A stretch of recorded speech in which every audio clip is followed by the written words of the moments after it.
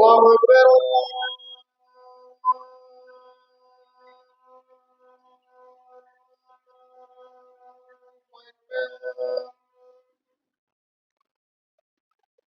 أشهد أن لا إله إلا الله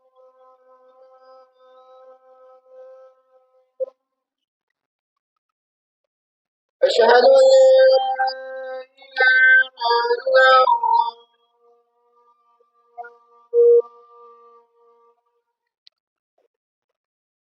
أشهد أن محمدا رسول الله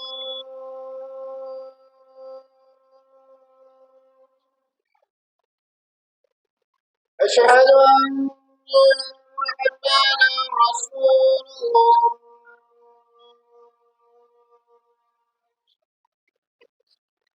حي على الصلاة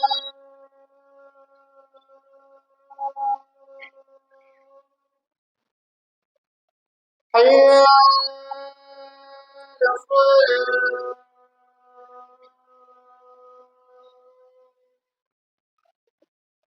حي على الفلاح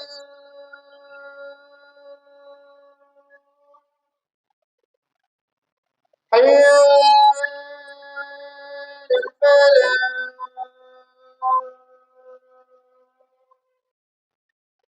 الله أكبر الله أكبر لا إله إلا الله.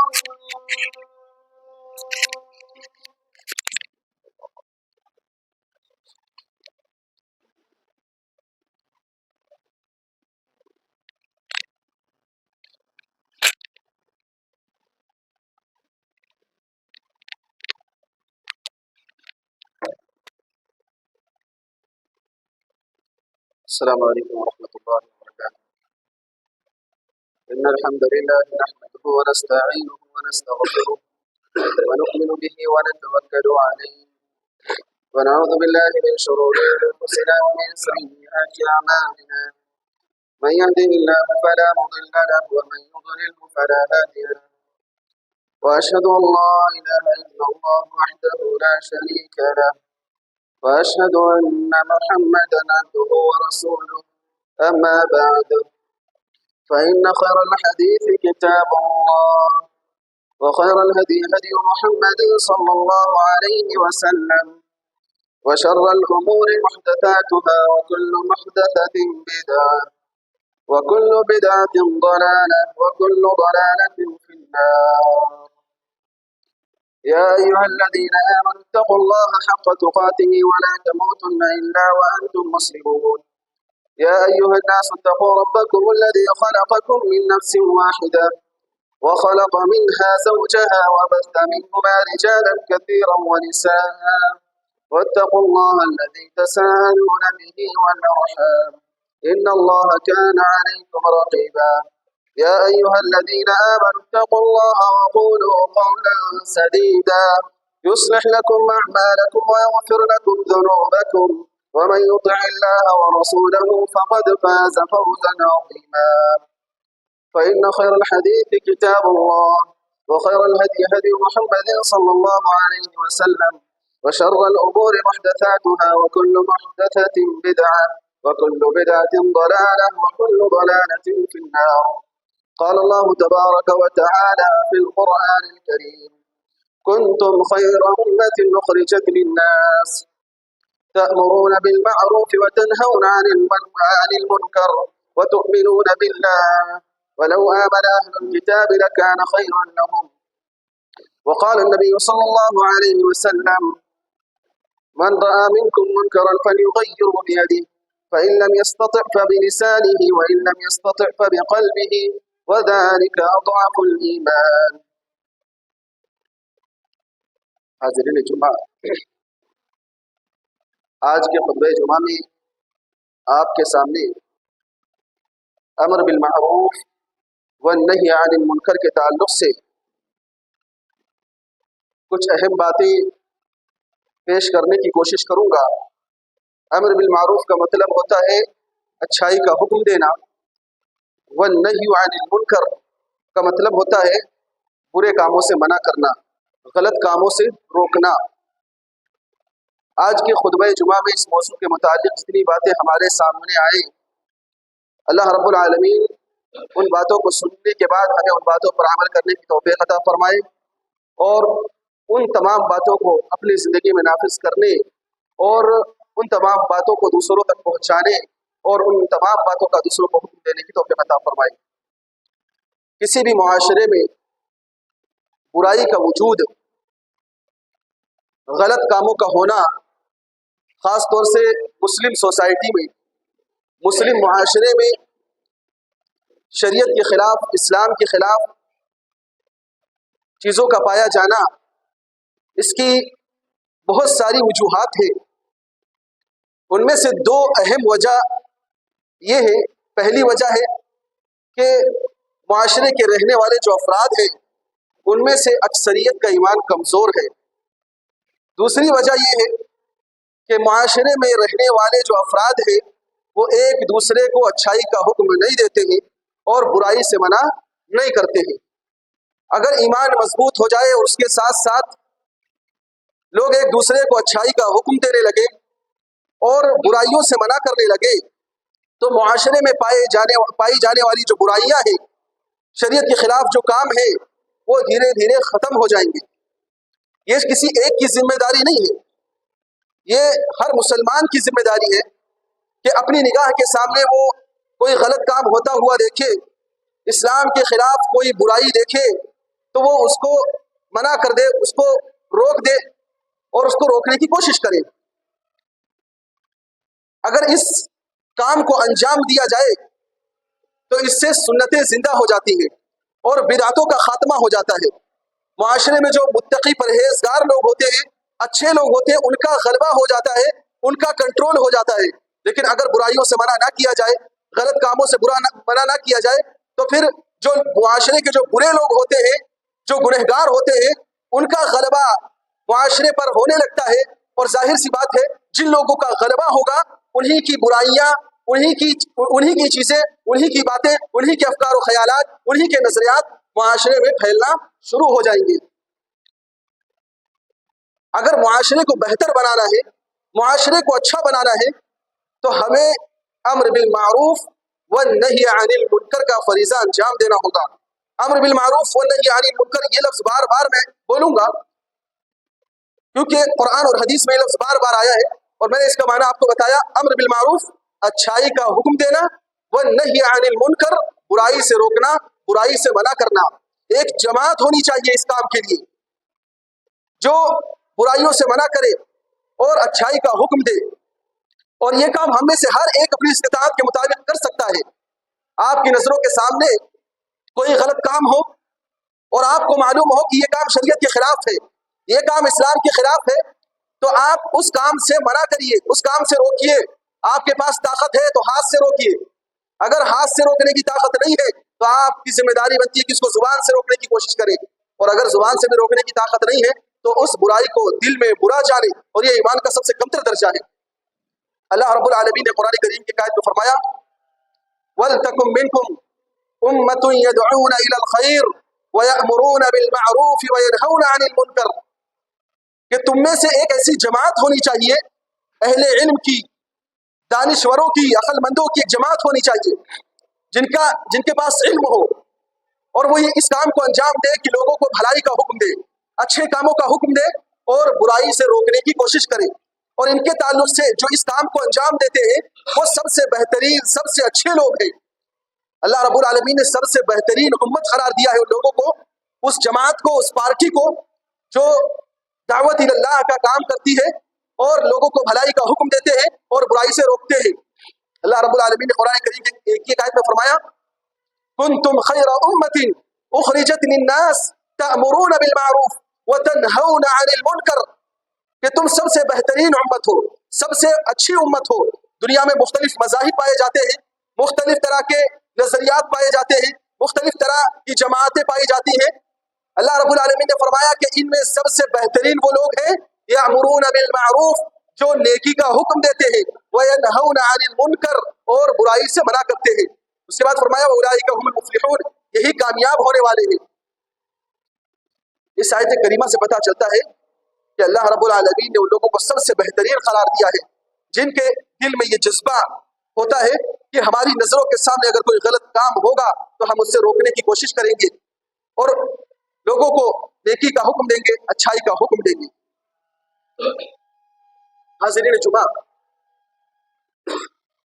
اللہ کے رسول صلی اللہ علیہ وسلم نے ایک حدیث میں ارشاد فرمایا، ابو سعید خدری رضی اللہ عنہ کی روایت ہے،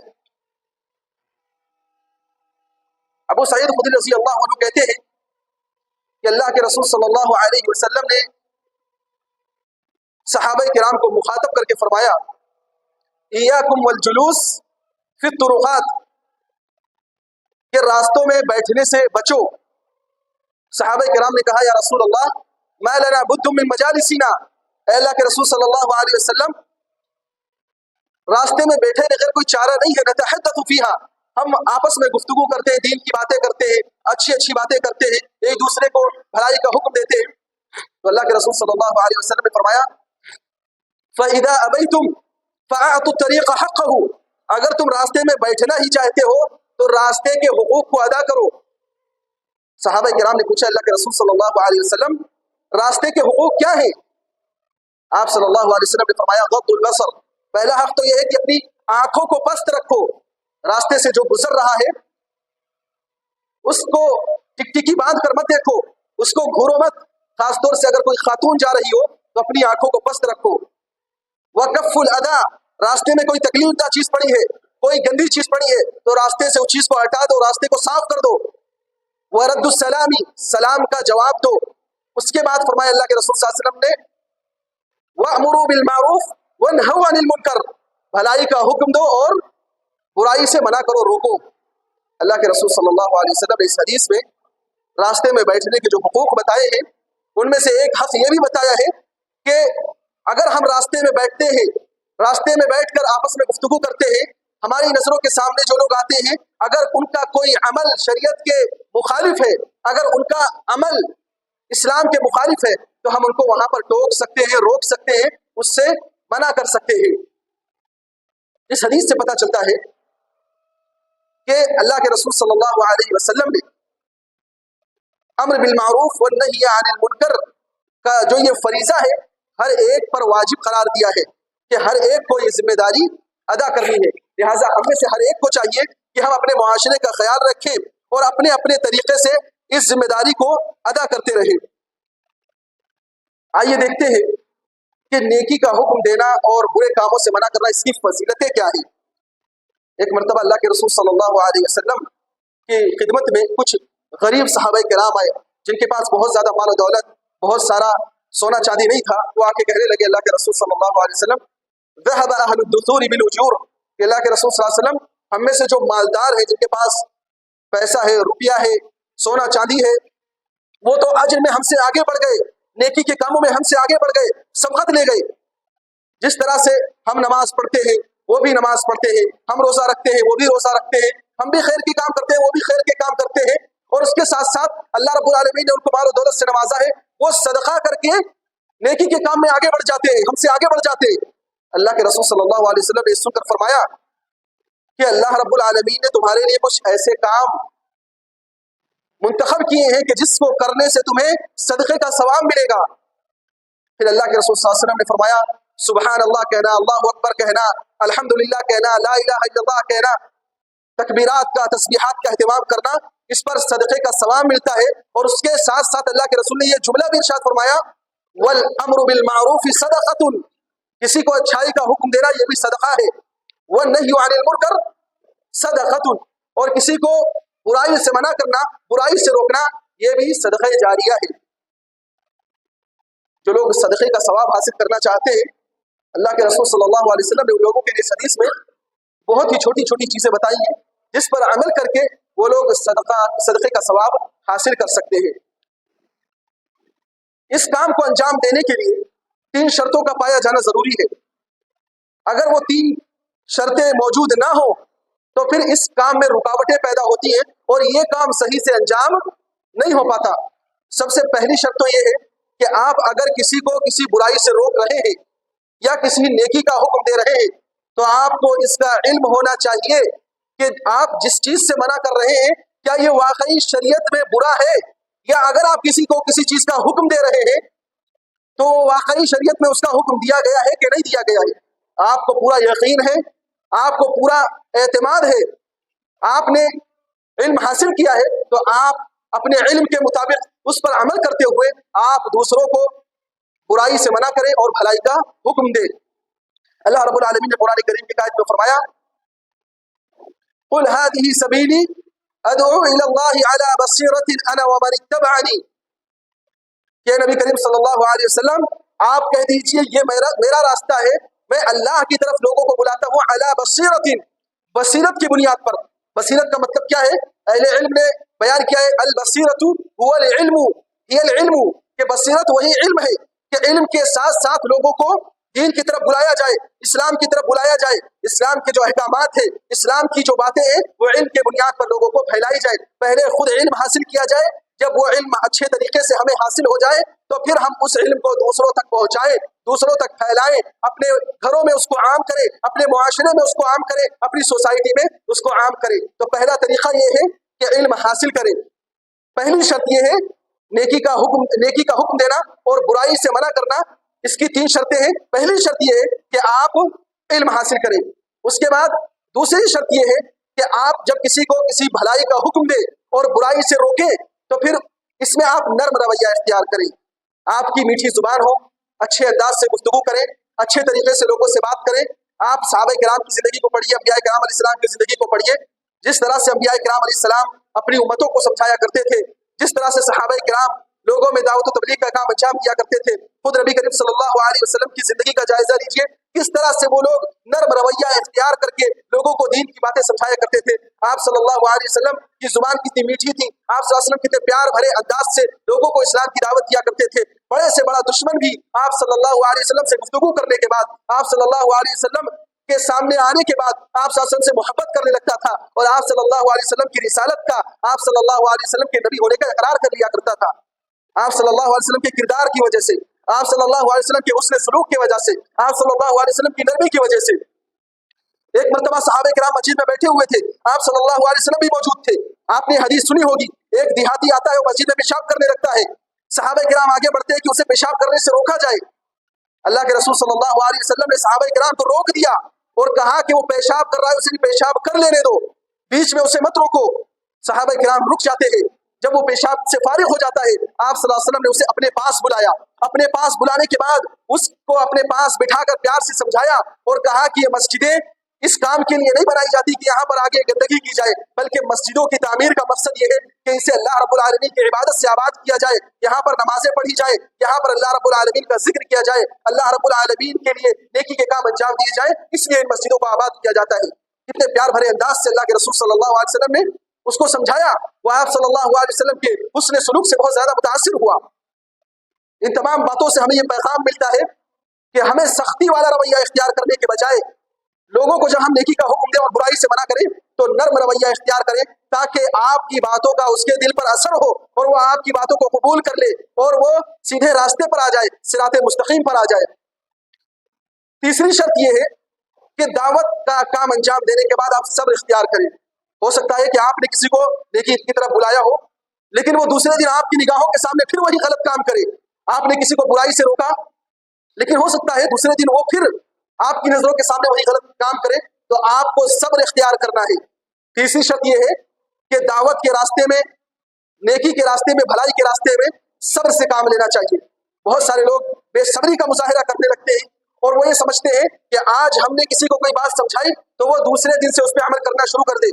آپ دیکھیے کتنے سارے انبیاء کرام کتنے سارے انبیاء ایسے گزرے ہیں جنہوں نے کئی سو سال تک اپنی امتوں کو دین کی طرف بلایا، دین کی طرف دعوت دی، لیکن اس کے باوجود ان کے ساتھ چند لوگ تھے، چند لوگ ان کے اوپر ایمان لے کر آئے۔ اللہ رب العالمین نے قرآن کریم کی ایک سورت میں ارشاد فرمایا وَالْعَصْرِ إِنَّ الْإِنسَانَ لَفِي خُسْرٍ إِلَّا الَّذِينَ آمَنُوا وَعَمِلُوا الصَّالِحَاتِ وَتَوَاصَوْا بِالْحَقِّ وَتَوَاصَوْا بِالصَّبْرِ، کہ سب لوگ گھاٹے میں ہیں، دنیا میں بسنے والے جتنے بھی لوگ ہیں سب گھاٹے میں، سب نقصان میں ہیں، سوائے 4 لوگوں کے۔ وہ 4 لوگ کون ہیں؟ إِلَّا الَّذِينَ آمَنُوا، سوائے ان لوگوں کی جو ایمان لے کر آئے، وَعَمِلُوا الصَّالِحَاتِ، اور ایمان لانے کے بعد نیک کام کرنے لگے، شریعت کے مطابق عمل کرنے لگے، قرآن اور سنت کے مطابق اپنی زندگی گزارنے لگے، वतवासौ बिल हक़्क़ि, और एक दूसरे को हक बात की वसीयत करने लगे, यानी दूसरों को भी दीन की तरफ बुलाने लगे, इस्लाम की तरफ बुलाने लगे, दूसरों को भी अच्छी बातों का हुक्म देने लगे, दूसरों को भी भली बातों की तरफ बुलाने लगे। वतवासौ बिस्सब्र, चौथी चीज, और एक दूसरे को सब्र करने की वसीयत करने लगे। ये चार किस्म के लोग ऐसे हैं जो नुकसान में नहीं है, घाटे में नहीं है, खसारे में नहीं है। ये चारों सिफत हमें अपने अंदर पैदा करनी चाहिए। सबसे पहले तो हम अपने ईमान को मजबूत करें, अपने ईमान को मुकम्मल करें। दूसरी चीज, ईमान लाने के बाद, ईमान को मजबूत करने के बाद, अगर हम चाहते हैं कि हम जन्नत में जाए तो हमारी ये ख्वाहिश होनी चाहिए कि हमारा भाई भी जन्नत में जाए, हमारे वालिदैन भी जन्नत में जाए, हमारे रिश्तेदार भी जन्नत में जाए, हमारे मुआशरे का रहने वाला हर फर्द जन्नत में जाए, दुनिया में बसने वाले तमाम लोग जन्नत में दाखिल हो। हमारे अंदर ये ख्वाहिश होनी चाहिए, तमन्ना होनी चाहिए। और जब ये तमन्ना, ये ख्वाहिश हमारे दिल में पैदा होगी तो हम अपने लोगों को भी दीन की तरफ बुलाएंगे, मुआशरे में जो गलत काम अंजाम देते हैं उनको भी दीन की तरफ बुलाएंगे। आपके सामने कोई बीड़ी सिगरेट पीता है, आप उसको पीने से मना करें। आपके सामने कोई दूसरों की गीबत करता है, चुगली करता है, आप उसको गीबत और चुगली करने से मना करें। आपके सामने कोई किसी को बद्दुआ देता है, उसको बद्दुआ देने से मना करें। ये सारे काम अंजाम दीजिए। ये अम्र बिल मारूफ व नही अनिल मुनकर में ये सारे काम आते हैं। हमें अपना भी जायजा लेना चाहिए, उसके साथ साथ हमें दूसरों के दरमियान अच्छाई के काम करने चाहिए। तो चौथी शर्त ये है कि हमें सब्र इख्तियार करना चाहिए। अल्लाह रब्बुल आलमीन आपकी मेहनतों को रायगा नहीं करेगा। आपने किसी को किसी नेकी की तरफ बुलाया, वो उस नेकी पर अमल करने लगा, तो जितना सवाब आपको उसको मिलेगा उतना ही सवाब आपको मिलेगा। आपने किसी को फर्ज नमाज के लिए बुलाया, वो आपके साथ मस्जिद तशरीफ लाया, आप उसके साथ नमाज पढ़ते हैं, उसको आपको अपनी नमाज का भी सवाब मिलेगा, और उसने नमाज पढ़ी, उसकी नमाज का भी सवाब आपको मिलेगा और उसको भी मिलेगा। यानी जितना सवाब उसको मिलेगा उतना सवाब आपको भी मिलेगा। अगर आपने किसी को बुराई की तरफ बुलाया और बुराई का जितना गुनाह उसको मिलेगा उतना ही गुनाह आपको मिलेगा, क्योंकि सबब आप है, आपकी वजह से उसने ये काम अंजाम दिया। लिहाजा हमें चाहिए कि हम खुद भी नेक अमाल करें और दूसरों को भी नेक अमाल की तरफ बुलाएं। आपके घरों में अगर कोई नमाज नहीं पढ़ता है तो आप उसे अपने साथ मस्जिद लेकर आए ताकि आपको मजीद और ज्यादा सवाब मिले। अगर कोई रमजान मुबारक के रोजे नहीं रखता है तो फिर आप उसको नसीहत करें, उसको समझाएं कि रमजान के रोजे रखना फर्ज है, बिला वजह छोड़ना हराम है। तो वो जब रोजे रखेगा तो उसका सवाब भी आपको मिलेगा। इसके अलावा जितने नेकी के काम है, जितने खैर के काम है, आप उसकी तरफ लोगों को बुलाना शुरू करें, लोग उस पर अमल करना शुरू करेंगे, उसका सवाब आपको मिलेगा। अल्लाह रब्बुल आलमीन आपकी मेहनतों को, आपकी कोशिशों को ज़ाया और बर्बाद नहीं करेगा। अगर उसने अमल नहीं भी किया तो भी आपको उसका सवाब, आपको उसका अज्र मिलेगा। लिहाजा हमें अपने अंदर ये जज्बा पैदा करने की ज़रूरत है। जैसा कि मैंने खुतबा मसूरा के बाद आपके सामने एक हदीस बयान की थी। अल्लाह के रसूल सल्लल्लाहु अलैहि वसल्लम ने फरमाया, मन रआ मिनकुम मुनकरन फलयुगय्यिरहु बियदिही, कि जब तुम अपने आंखों के सामने कोई गलत काम होता हुआ देखो तो उसको अपने हाथ से रोक दो। अब हाथ से कौन लोग रोकेंगे? जो जिम्मेदार हैं। आप अपने घर के जिम्मेदार हैं, आप अपने हाथ से उस काम को रोकिए, मना कीजिए। हाकिम वक्त, बादशाह या खलीफा लोगों को अमली तौर पर अपने हाथ से रोकने की कोशिश करेगा। आप देखिए फतेह मक्का के मौके पर जब अल्लाह के रसूल सल्लल्लाहु अलैहि वसल्लम मक्का में दाखिल हुए, खाने काबा के अंदर अल्लाह के रसूल सल्लल्लाहु अलैहि वसल्लम दाखिल होते हैं और अपने हाथ से आप सल्लल्लाहु अलैहि वसल्लम ने एक एक करके सारे बुतों को तोड़ डाला और आप सल्लल्लाहु अलैहि वसल्लम की जुबान मुबारक पर ये कलिमात जारी थे, जाअल हक़ व ज़हक़ल बातिल इन्नल बातिल कान ज़हूक़ा, कि हक आ गया और बातिल नेस्त और नाबूद हो गया, और बातिल नेस्त और नाबूद हो जाने वाला ही है। तो अल्लाह के रसूल सल्लल्लाहु अलैहि वसल्लम ने अमली तौर पर अपने हाथ से बुराई को रोक कर दिखाया। आप सल्लल्लाहु अलैहि वसल्लम ने कौलन यानी अपनी जुबान से लोगों को मना करके बुराई से रोका। एक सहाबी रसूल अल्लाह के रसूल सल्लल्लाहु अलैहि वसल्लम के सामने बैठकर खाना खा रहे थे, उनके सामने एक बड़ा सा बर्तन था, वो उस बर्तन में चारों तरफ से अपना हाथ घुमा घुमा कर खा रहे थे। अल्लाह के रसूल सल्लल्लाहु अलैहि वसल्लम ने उन्हें नसीहत करते हुए कहा, या गुलाम समिल्लाह व कुल बियमीनिक व कुल बिमा यलिक, कि गुलाम अल्लाह का नाम लो, अपने दाएं हाथ से खाओ और अपने सामने से खाओ। तो आप सल्लल्लाहु अलैहि वसल्लम ने अपनी निगाहों के सामने एक गलत काम को होते हुए देखा तो आप सल्लल्लाहु अलैहि वसल्लम ने फौरन रोक दिया। तो दूसरा दर्जा ये है कि आप अपनी जुबान से रोके। तीसरा दर्जा ये है कि अगर आपको डर है कि अगर मैं किसी को गलत काम से रोकूंगा तो मुझ पर जुल्म और ज्यादती होगी, मुझे वो जिस्मानी नुकसान पहुंचाएगा, तो आप उस बुराई को अपने दिल में बुरा जाने, और ये ईमान का सबसे कमतर दर्जा है। अगर आपकी निगाहों के सामने कोई गलत काम हो, कोई बुराई हो اور آپ اس کو غلط نہ سمجھیں، اس کو برا نہ جانیں، تو گویا کہ آپ کے اندر نیکی کو پہچاننے اور برائی کو پہچاننے کی تمیز باقی نہیں رہی۔ اپنے اندر نیکی کو پہچاننے اور برائی کو پہچاننے کی تمیز بھی پیدا ہونی چاہیے۔ تو آپ کی نگاہوں کے سامنے جو برائی ہو رہی ہے، آپ اس کو دل میں برا بھی جانیں، آپ اس کو سمجھانے کی کوشش کریں اور اس کو روکنے کی بھی کوشش کریں۔ اللہ رب العالمین آپ کو ان تمام اعمال کا اچھا بدلہ عطا فرمائے گا۔ قرآن کریم کی آیت میں اللہ رب العالمین نے فرمایا، لا خیر فی کثیر من نجواہم الا من امر بصدقۃ او معروف او اصلاح بین الناس ومن يفعل ذلك ابتغاء مرضات الله فسوف نؤتيه اجرا عظیما۔ اللہ رب العالمین نے اس آیت کریمہ میں ان لوگوں کے لیے اجر عظیم کا یعنی بہت بڑے وعدے کا ذکر کیا ہے، بہت بڑے اجر کا ذکر کیا ہے کہ ہم انہیں بغیر حساب و کتاب کے بہت بڑا اجر عطا فرمائیں گے۔ وہ کون لوگ ہیں؟ اللہ رب العالمین نے فرمایا کہ جو صدقے کا حکم دیتے ہیں، نیکی کا حکم دیتے ہیں، بھلائی کا حکم دیتے ہیں اور لوگوں کے درمیان اصلاح کا کام کرتے ہیں، لوگوں کے درمیان اصلاح کا کام کرتے ہیں، اور یہ سارے کام کر کے ان کی تمنا یہ ہوتی ہے، ان کی خواہش یہ ہوتی ہے کہ اللہ رب العالمین ہم سے راضی ہو جائے۔ اللہ رب العالمین کو راضی کرنے کے لیے، اللہ رب العالمین کو خوش کرنے کے لیے، اللہ رب العالمین کے قریب ہونے کے لیے یہ سارے کام کو انجام دیتے ہیں۔ لہٰذا ہم نیکی کا کوئی بھی کام انجام دیں تو ہماری یہ خواہش ہونی چاہیے کہ اللہ رب العالمین ہم سے راضی ہو جائے، اللہ رب العالمین ہم سے خوش ہو جائے۔ لہٰذا آج کے خطبہ جمعہ کا جو پیغام ہے وہ یہ ہے کہ اپنے دلوں میں، اپنے اندر یہ جذبہ پیدا کیجیے کہ آپ کی نگاہوں کے سامنے کوئی غلط کام ہو، کوئی برائی کا کام ہو تو اس کو روکنے کی کوشش کیجیے۔ کس طرح سے روکنا ہے میں نے آپ کو بتایا، نرم رویہ اختیار کیجیے، یہ جاننے کی کوشش کیجیے کہ جس چیز سے آپ روک رہے ہیں وہ شریعت میں ممنوع ہے یا جائز ہے۔ یہ ساری چیزیں جاننے کے بعد آپ علم کی بنیاد پر لوگوں کی اصلاح کی کوشش کیجیے۔ اللہ رب العالمین سے دعا ہے کہ پروردگار عالم ہمیں ان تمام باتوں پر عمل کرنے کی توفیق عطا فرمائے، آمین یا رب العالمین۔ اقول قولی هذا استغفر الله لي ولكم ولسائر المسلمين انه تعالى جواد كريم ملك رؤوف رحيم۔